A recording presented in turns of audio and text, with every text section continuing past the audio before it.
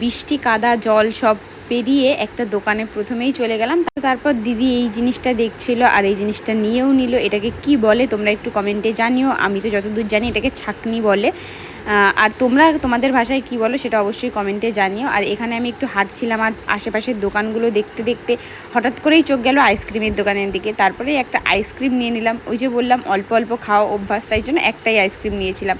আর এই ওরিও আইসক্রিমটা নিয়েছিলাম কারণ এটা আমার আর দিদির দুজনেরই খুব প্রিয় একটা আইসক্রিম। বিশেষ করে খাবার দাবারের দিক দিয়ে আমাদের দুজনেরই প্রিয় জিনিসগুলো সেমই হয়, এটা আমি খুব ভালো করে খেয়াল করেছি, লক্ষ্য করেছি। দু একটা ডিফারেন্স হতে পারে, এখানে দিদি আমাকে ক্যামেরা করে দিচ্ছিল আর এখানে আমি দেখছিলাম কানের। এই দোকানে এত কানের ছিল যে চোখ ধাঁধিয়ে যাওয়ার মতন। তারপর আমি দুটো কানের দেখে নিলাম আমার জন্য। দেখো প্রথমে এটা দেখলাম আর তারপরে এটা দেখলাম, পরে এই লাস্টে এই ব্ল্যাকটাই নিলাম। আর দিদিও সাথে দুটো নিয়েছিল কানের, সেটা তোমাদের দেখানো হলো না। তো তারপরে কানের কিনে সোজা চলে আসলাম বাড়িতে। Tata bye bye.